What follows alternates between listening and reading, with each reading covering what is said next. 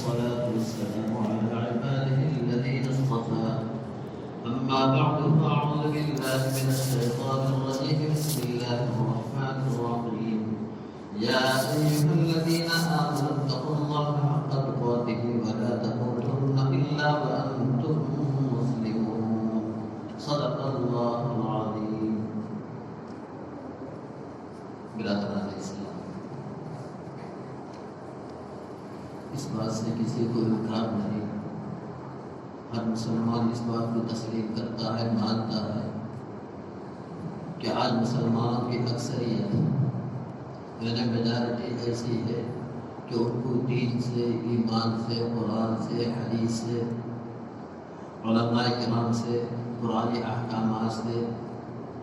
قبر، حساب کتاب، صراط، جنت، دوزخ، ان تمام چیزوں سے کوئی واسطہ نہیں ہے، کوئی تعلق نہیں، کوئی علاقہ نہیں ہے، اور ان کی طرف سے کوئی فکر نہیں ہے کہ مرنا ہے، ایک دن موت آئے گی، حساب کتاب، زندگی کے ایک ایک لفظ کا ہمیں جواب دینا ہے، پھر جنت ہے، دوزخ ہے، ان تمام چیزوں کی طرف سے کوئی فکر نہیں ہے. صرف جمعہ سے جمعہ کے 2 سجدے اور رمضان کے چند روزے، یہ سے ہم کافی سمجھ رہے ہیں، اور وہ بھی پورے طور سے نہیں. 50% مسلمان ہو سکتا ہے روزہ رکھتے ہوں، نمازوں کا رمضان میں اہتمام کرتے ہوں، پھر وہ بھی رمضان کے بعد مسجدیں پھر خالی.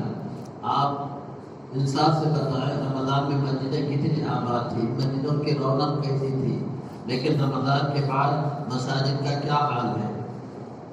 نمازی کتنے ہیں؟ یہ بتانے کی ضرورت نہیں، سمجھانے کی ضرورت نہیں، حالانکہ بار بار بتایا گیا، سمجھایا گیا، خبردار کرایا گیا کہ صرف رمضان کے روزوں سے، رمضان کے نمازوں سے ہم جو ہے اللہ کے دربار میں، اللہ کی فہرست میں صحیح معنی میں مسلمان نہیں بن جاتے.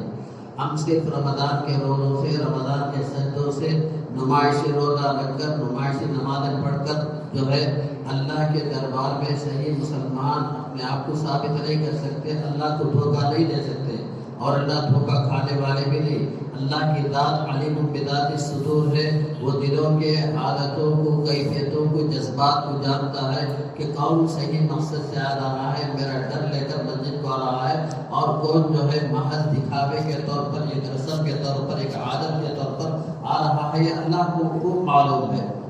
اللہ کے ہاں ہمارا دھوکہ نہیں چل سکتا، چال بازی مکاری وہاں نہیں چل سکتی. ہم لوگوں کو دھوکہ دے سکتے ہیں، اوروں کو آنکھوں میں مٹی جھونک سکتے ہیں، لیکن اللہ کو دھوکہ نہیں دے سکتے. یہ بار بار بتایا گیا، سمجھایا گیا، لیکن پھر بھی جو ہے وہی کیفیت، وہی باتیں ہوتی رہتی ہیں کہ رمضان میں تو مسجد آباد، رمضان کے بعد پھر مسجدوں کے صفحے ویران. اگر اسی کا نام اسلام ہے کہ جمعہ کے 2 سجدے، رمضان کے چند نمازیں اور روزے، اسی سے اسلام اور ہم نے آپ کو مسلمان ثابت کرتے ہیں کہ اسی کے ہم اپنے آپ کو مسلمان سمجھتے ہیں، تو بتائیے وہ حضرات جو 5 وقتہ نمازیں پڑھ رہے ہیں، پابندی کے ساتھ نمازیں پڑھ رہے ہیں، قرآن کریم کے احکامات کی جو ہے پیروی کر رہے ہیں، اللہ رسول کے احکامات کو عزت دے کر چل رہے ہیں، حلال حرام ان تمام چیزوں کی تمیز رکھ کر اپنی زندگی گزار رہے ہیں، نعوذ باللہ کیا وہ احمق ہیں؟ کیا وہ بیوقوف ہیں کہ پابندی کر رہے ہیں دین کی؟ اور اب تک وہ حضرات جو دین پر چلتے آئے، جنہوں نے دین کے خاطر جو ہے، جن کا ہر دن رمضان ہوا کرتا تھا، سال بھر کا ہر دن رمضان، سال بھر کی ساری راتیں ان کے حق میں شب برات، شب قدر ہوا کرتی تھی، راتوں میں بیٹھ کر اللہ کے دربار میں کھڑے ہو کر رویا کرتے تھے، اللہ کے طرف اتنا روتے تھے کہ اڑوس پڑوس والوں کو ترس آ جاتا تھا. حضرت عمر فاروق اللہ تعالیٰ کھڑے ہوئے نماز پڑھ رہے ہیں، قرآن کریم کی آیت آتی ہے ان عذاب ربک لواقع. یہ وہ آیت ہے، سینکڑوں مرتبہ ہم سنے ہوں گے کہ تیرے رب کا عذاب واقع ہو کر رہنے والا ہے. نمازی میں بے ہوش ہو جاتے ہیں اور گھر کو اٹھایا جاتا ہے، 1 مہینہ بیمار پڑتے ہیں. صرف ایک آیت ان عذاب ربک لواقع، تیرے رب کا عذاب واقع ہو کر رہے گا. اور عمر فاروق، وہ عمر فاروق جن کو دنیا میں جنت کی خوشخبری دی گئی، عمر فی الجنہ، نبی صلی اللہ علیہ وسلم کی زبان سے سینکڑوں مرتبہ سنا گیا کہ عمر جنتی ہے،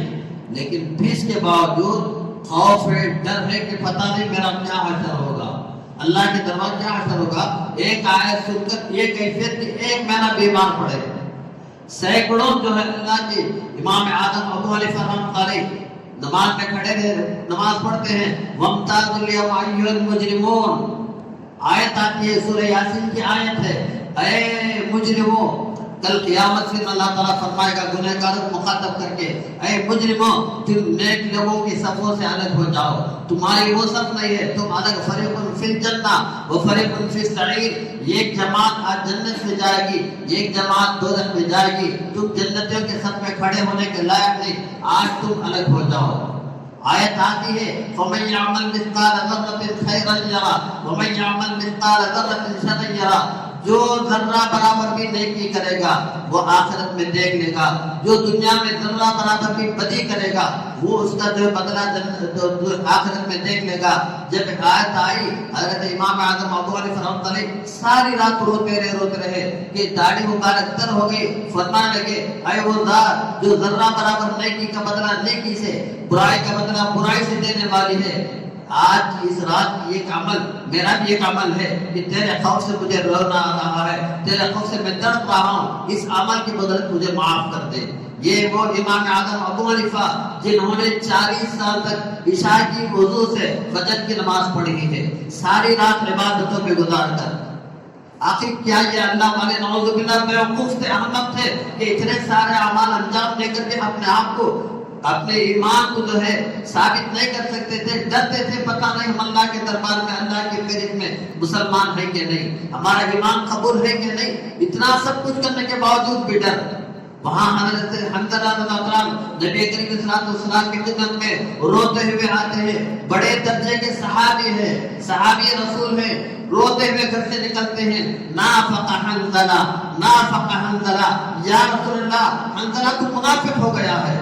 حنظلہ تو منافق ہو گیا ہے، اندر کا بے ایمان ہو گیا ہے۔ نبی کریم صلی اللہ علیہ وسلم نے پوچھا حنظلہ کیا بات ہے، کیوں گھبرا ہے، کیوں جو ہے یہ الفاظ زبان سے نکال رہے ہو؟ کہا یا رسول اللہ جب ہم آپ کے پاس آپ کے مجلس میں بیٹھے رہتے ہیں، آپ کے مجلس میں بیٹھے رہتے ہیں، ہمارے دل کی کیفیت کچھ اور ہوتی ہے، دل میں اللہ کا ڈر ہوتا ہے، جنت کی طرف رغبت، دوزخ کا خوف ہمارے دل میں سمویا رہتا ہے، لیکن جیسے ہی ہم آپ کے مجلس سے اٹھ کر گھروں میں جاتے ہیں اور بازاروں میں جاتے ہیں، وہ ساری کیفیتیں جو آپ کے مجلس میں بیٹھ کر کیفیت ہمارے اندر پیدا ہوتی تھی وہ کیفیتیں دور ہو جاتی ہیں، ہم اللہ کو بھول جاتے ہیں، بیوی بچوں میں لگ کر اور جو ہے وہاں باتوں میں لگ کر اللہ رسول کو بھول جاتے ہیں، جنت و دوزخ کو بھول جاتے ہیں، پتہ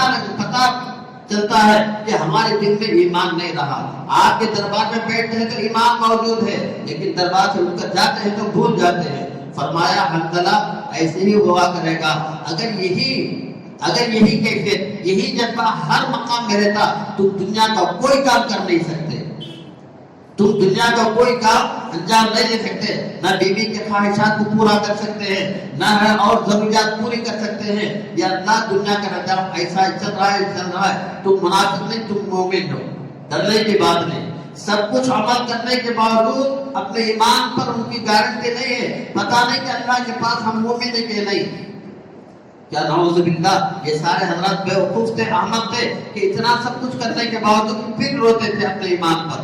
اپنے اسلام پر۔ کیا وہ مجاہدین تاریخ کے صفحات اٹھا کر دیکھو، ہزاروں مجاہدین کی تاریخیں ہیں، انہوں نے اللہ کے راستے میں دین کی خاطر، ایمان کی خاطر اپنا سب کچھ جھونک دیا، تن من دھن سب کچھ جھونک دیا، جھونکنے کے باوجود بھی پھر ڈرتے تھے، پھر روتے تھے، اللہ پاک کے ہاں ہماری شہادت قبول ہے کہ نہیں۔ جو اذیتیں، جو تکلیفیں جو ہم نے برداشت کی ہیں، اللہ کے راہ میں جو پہنچی ہے ہم نے برداشت کی ہے، یہ جو ہے اللہ کے دربار میں قبول ہے کہ نہیں۔ حضرت بلال رضی اللہ عنہ کو کتنی تکلیفیں دی گئی، کیسی اذیتیں پہنچائی گئی، عین گرمی، وہ بھی عربستان کی گرمی، وہاں کی ریتلی زمین، ایک سیکنڈ کے لیے آدمی پیر کو نہیں رکھ سکتا، پیر کو زمین پر نہیں رکھ سکتا، وہ اسی زمین پر ننگا کر کے سلایا جاتا، لٹا دیا جاتا اور سینے پر بہت بڑا وزنی پتھر سیل بنتا جو ہے رکھ دیا جاتا تاکہ حرکت نہیں کر سکے،